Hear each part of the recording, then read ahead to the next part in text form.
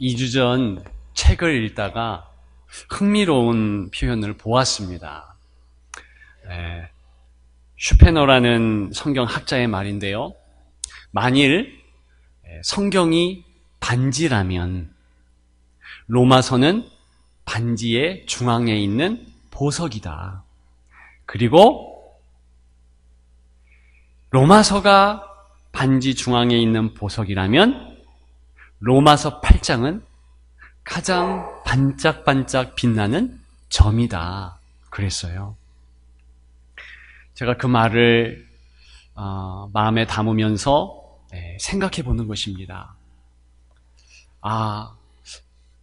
성경에서는 종종 예수님이 신랑이시고 우리는 신부, 교회가 신부라 이야기하는데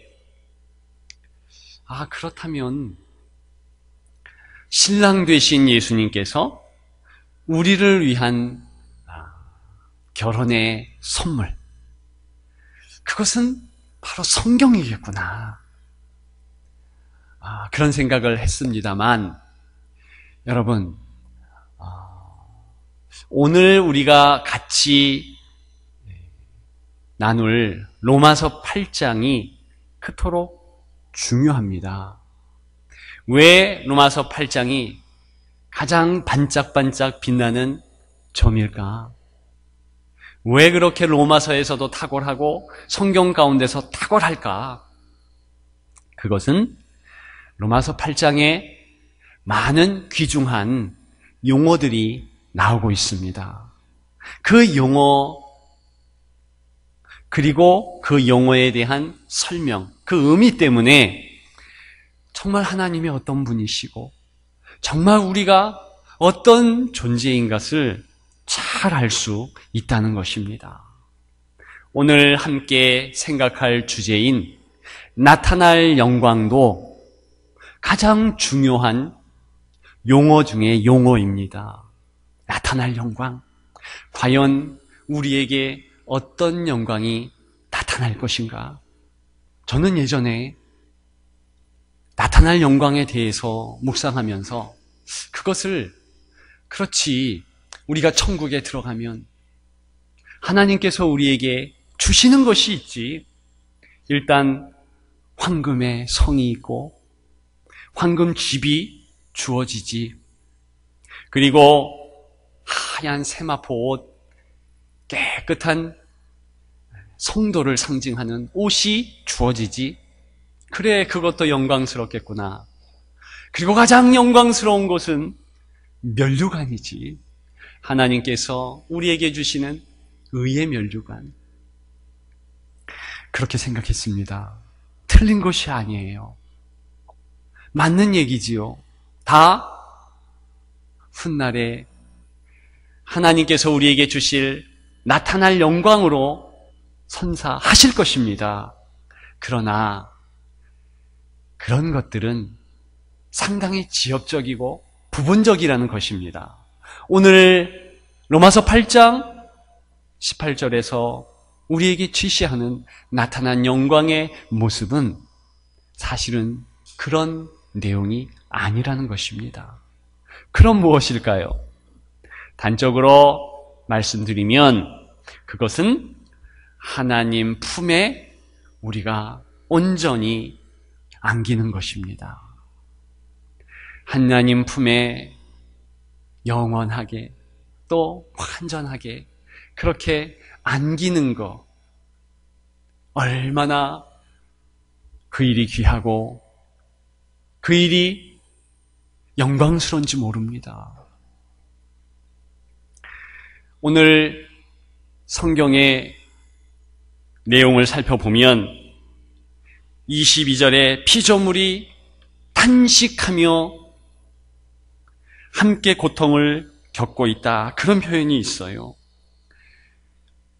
하나님 자녀들의 영광을 회복하는 것, 그것이 바로 나타날 영광, 즉 하나님 품에 안기는 것이라면 지금 피조물들이, 온 우주의 만물들이 그 일을 탄식하며 기대하고 고대한다는 성경의 내용입니다.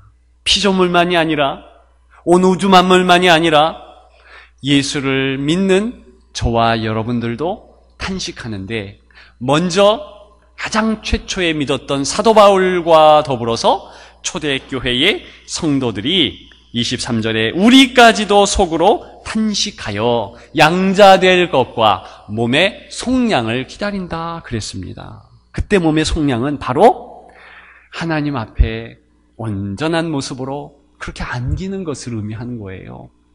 또 누가 탄식하는가? 성령께서 탄식하신다.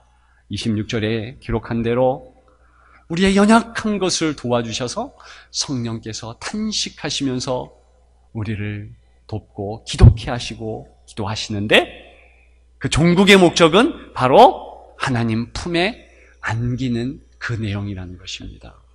여러분, 그토록 그 나타날 영광이 위대한 내용이고, 그토록 피조물과 예수 믿는 자들과 성령께서 탄식하며 기다리는 것이라면 뭔가 우리에게 더 큰 감흥이 있어야 되는데, 여러분 어떻습니까? 나타날 영광이 고작 그거야? 그런 어감이 있지 않습니까? 네, 저도 그랬어요. 왜 이럴까? 왜 이럴까? 그것은 정말 하나님 품에 안긴다는 은혜가 어떤 것인지 저와 여러분들이 잘 몰라서 그렇습니다. 일단 성경에 보면 우리가 어떤 존재였고, 그리고 하나님 품에 안기는 것이 어떠한 영광이라는 것을 잘 가르쳐주는 힌트 되는 내용이 있다는 거예요. 마태복음 8장에 보면 예수님께서 귀신 들린 두 사람을 봐요. 만나는 것이지요. 무덤가에 거하는 사람들입니다. 성경은 이렇게 기록합니다. 예수님이 귀신 들린 자 둘을 만나면서 어떻게 하시는가? 또 예수께서 건너편 가다라 지방에 가심에 귀신 들린 자 둘이 무덤 사이에서 나와 예수를 만나니 그들은 몹시 사나워 아무도 그 길로 지나갈 수 없을 지경이더라. 이에 그들이 소리질러 이르되 하나님의 아들이여 우리가 당신과 무슨 상관이 있나이까 하매 있나이까 때가 이르기 전에 우리를 괴롭게 하려고 여기 오셨나이까 하더니 28절과 29절의 말씀인데, 지금 예수님께서 이 귀신 들린 자에게 나왔더니 이 귀신들이 뭐라고 하는 것입니까? 당신이 우리와 무슨 상관입니까? 때가 이르기 전에 우리를 괴롭히려고 오셨습니까? 이렇게 말합니다. 중요한 점이 있어요. 여러분, 우리는 쉽게 그 내용을 알 수 있습니다. 아, 그렇지. 예수님이 어느 때에 반드시 심판자로 귀신을 심판하신다. 그러니까 심판받는 자는 귀신이에요. 그건 정한 때가 있습니다. 그러면서 그 귀신의 말을 들어보면 예수님 때문에 괴롭다는 거예요. 예수님 때문에 괴로운 거예요. 그렇죠. 예수님이 심판주로 오시는 것이니까 잠시 그런 활동을 하는 악의 세력들이 물러가게 되는 거지요. 피하는 것이지요. 숨는 것이지요. 그리고 멸망받는 것이지요. 귀신만 그렇습니까? 그 수장격인 마귀도 그렇다는 거예요. 마귀도 잠시 공중 권세 잡은 자이지만 정한 때에 하나님께서 심판하신다. 그게 운명인 거예요. 그렇다면 여러분, 저와 여러분들 인생은 어떻습니까? 실은 같은 부류라는 거예요. 같은 부류. 동종이라는 것입니다. 그게 성경은 요한복음 8장 44절에 우리가 아비 마귀에게서 났다. 그런 우리에 대한 진단을 합니다. 우리가 마귀에게서 났다. 똑같은 것입니다. 똑같은 부류라는 거예요. 왜요? 마귀와 귀신과 우리의 공통된 점이 있어요. 그게 무엇입니까? 죄를 지었다. 하나님을 반역했다. 따라서 저와 여러분들이 원래 예수님 앞에 나오면 무슨 상관이 있습니까? 귀신과 같이 그렇게 얘기할 존재예요. 여러분, 마태복음 4장에 보면 예수님께서 공생애 하기 전에, 이제 공적인 활동을 하시기 전에 가장 먼저 하신 일은 40일 금식하시면서 사단과 싸운 일이 있잖아요. 시험을 당하신 일이 있잖아요. 그때 사탄이 세 가지로 공격을 합니다. 돌을 떡으로 만들어라. 네가 뛰어내려서 하나님의 아들인 것을 증명하라. 그리고 내게 절하면 내가 이 모든 영광을 너에게 다 주겠다. 그런 사단의 시험 앞에서 예수님이 하나님의 말씀으로 다 이야기를 하십니다. 그리고 승리하시지요. 그 예수님 하신 말씀을 제가 여러분들에게 한마디로 정리할 수 있어요. 한마디로 말씀드릴 수 있다고요. 예수님이 무슨 말씀을 하셨을까? 그것은 너와 나는 아무 상관이 없다. 그 말씀이셔요. 따지고 보면 그 말씀이에요. 아니, 사단과 주님이 무슨 상관이 있어요? 도와주는 그런 관계인가요? 아니요. 나중 정한 때에 심판주의 모습으로 예수님께서 심판하시고, 사단은 따라서 예수님만 보면 괴로움을 당하는 존재예요. 당연히 아무 상관없다. 그렇게 얘기할 존재. 예수님도 그런 투로 말씀하신 거예요.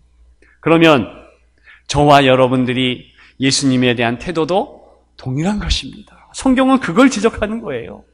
동일하게 우리도 예수님을 보면 숨어, 피해. 그렇게 해야 되는 존재 아니었습니까? 마태복음 8장에 귀신들이 어떻게 됩니까? 정말로 돼지 떼에게로 들어가서 비탈길을 내달아 달려 이제 물에 빠져 수장되는 그런 내용이지요. 종국의 이 귀신과 사단 끝날에 그렇게 되는 것이 아닙니까? 저와 여러분들은 어떻습니까? 인생도 동일한 선상에서 그렇게 멸망받아야 될 존재라는 것입니다. 성경의 진단은 정확한 거예요.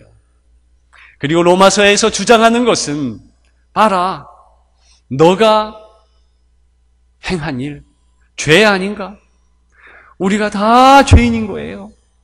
여전히 저와 여러분들을 힘들게 하는 그 죄, 현재의 고난이라고 하지 않았습니까? 그 죄를 끊고 그리고 하나님의 품에 안긴다. 그 일만큼 나타날 영광이 어디에 있겠습니까? 성경은 로마서 8장 오늘 본문에서 그 내용을 주장하고 있는 것입니다. 그래서 성경에 보면 이 천국을 이야기할 때 그렇게 자녀가 품에 안기는 그러한 안식하는 모습으로 그려진다는 것, 여러분들 아시지 않습니까? 누가복음 16장의 거지 나사로를 보십시오. 호리호식하는 부자가 있었잖아요. 그 부자 대문, 큰 대문 앞에서 헌데투성이 거지 나사로가 죽습니다. 그런데 성경은 어떤 내용을 강조하는가? 부자는 죽었는데 거지 나사로는 누가복음 16장에 의하면 천사들에게 받들려 아브라함 품에 들어가고 그렇게 기록합니다. 거기에 끝나는 것이 아니라 곧 연이어서 부자가 볼 때에 부자가 고통 중에 눈을 들어 멀리 아브라함과 그의 품에 있는 나사로를 보고 그랬어요. 분명히 이 거지 나사로는 천국에 들어갔는데 천국에 들어갔다, 입성했다, 새하늘로 갔다 이런 표현이 아니라 아브라함 품에 안겼다는 거예요. 아브라함 품에 안겼다. 무엇을 이야기할까요? 사실은 하나님 품에 안겼다 그 뜻입니다. 하나님은 너무나 높은 분, 또 영이시잖아요. 감히 사람이 하나님 품에 안겼다 말할 수 없어. 그리고 그것을 상상조차 못해. 그래서 아브라함 품에 안겼다라는 내용을 이야기하는 것이지 하나님 품에 안겼다는 것입니다. 하나님 품에 안겼다. 그러니까 이 마귀와 같이 귀신과 같이 멸망돼야 될 인생이 이제는 하나님 품에 안기는 은혜 있는 것. 나타날 영광은 바로 그 모습이라는 것입니다. 제가 여러분들에게 몇 번 말씀드렸지만 가장 개인적으로 은혜 받는 구절이 계시록 21장 4절이라고 했습니다. 모든 눈물을 그 눈에서 닦아주시니 다시는 사망이 없고 애통하는 것이나 곡하는 것이나 아픈 것이 다시 있지 아니하리니. 이 천국의 모습입니다. 예수님을 믿은 자가 이 땅의 모든 고통을 다 끝내고 드디어 예수 그리스도 앞에 선 거예요. 나머지 존재들은 마귀, 귀신 이런 존재들은 다 심판주 앞에 두려워 떠는 존재이지만 저와 여러분들이 이제 하나님의 자녀가 되어서 지금 사랑하는 예수님 앞에 섰다는 거예요. 그 모습을 얼마나 황홀하게 기록했는지 로마서 오늘 본문의 15절에는 아빠 아버지라 부르짖느니라 그랬어요. 양자의 영을 받았으므로 아빠 아버지라 부르짖느니라. 여러분, 부르짖는다 하니까 그 부르짖는 모습이 조금 슬픔의 느낌이 있잖아요. 그런데 성경 원문의 뜻은 전혀 그런 것이 아니라 아빠 아버지, 아바 아버지라, 그것은 아람어로 정말 작은 아이가 사랑하는 표정으로 그 아빠에게 아빠, 아바 그렇게 외치는 것입니다. 그래서 메시지 성경 신약에 보면 그 모습을 잘 표현했더라고요. 그대로 제가 읽어드리면 그렇습니다. 하나님께서 받은 이 부활 생명의 삶은 결코 소심하거나 무거운 삶이 아닙니다. 이는 기대 넘치는 모험의 삶, 어린아이처럼 늘 하나님께 다음은 또 뭐죠? 아빠? 하고 묻는 삶입니다. 여러분, 그러니까 로마서 8장 15절도 아바 아버지라 그렇게 부르짖는 것이 실은 기쁨에 겨워서 외치는 내용이지요. 그것도 주의 품에 안겨서 아빠, 그 다음은 또 뭐죠? 기대하면서 내게 주실 건 또 뭐죠? 그 자체가 영광이라는 것인데, 여러분, 제가 모든 눈물을 그 눈에서 닦아주시며 그러면서 저는 그렇게까지 하나님 안아주지 않아도, 예수님께서 나를 안아주지 않아도 예수님 앞에 서는 것만 해도 난 너무나 감격에 겨울 것이다. 그렇잖아요. 예수님을 믿으면서 겪은 여러 가지 핍박, 환난, 그리고 주께서 죄를 이기라 하셔서 죄를 이기려고 몸부림쳤던 현재의 고난, 그런 것들을 다 뒤로 한 채 예수 그리스도 앞에 있는데 그것이면 끝나잖아요. 그래서 저는 그 묵상을 하면서 베드로를 이해하겠더라고요. 베드로가 예수님께서 제자들 다 모아놓고 내가 너희들의 발을 씻겨주겠다 그랬더니 베드로가 뭐라고 그랬습니까? 처음에는 아니요, 발 씻겨 주실 것 없습니다 그래요. 아니, 예수님이 함께 계신 것만 해도 벅찬데, 감격인데 무슨 발을 씻겨 주십니까? 제가 요한계시록 바로 모든 눈물을 닦아주시고 그 생각을 깊게 하면서 지금 베드로의 내용이 오버랩되는 거예요. 아, 베드로의 모습이 그런 모습이겠구나. 믿음이 떨어져서 그런 것이 아니라 정말 예수님에 대한 감격이 있으므로. 그래서 제가 계속 묵상하는 거예요. 아, 그럼에도 불구하고 주님이 나를 가까이 하게 하셔서 눈물을 닦아주신다. 안아주신다는 거잖아요. 주님께서 가장 사랑하는 모습으로 내가 너의 눈물을 알고 내가 너의 고난을 알고 고통을 안다. 제가 그러면서 속으로 예수님 앞에 섰을 때 내 모든 눈물을 닦아주실 때 그때 내 눈물뿐만이 아니라 내 몸도 내 몸의 땀방울도 다 닦아주세요. 그렇게 말하리라. 여러분, 베드로가 믿음이 없어서 그런 게 아니라 예수님의 그러한 제자들을 사랑하는 마음, 베드로를 사랑하는 마음을 깨닫게 되니까 베드로가 뭐라고 그럽니까?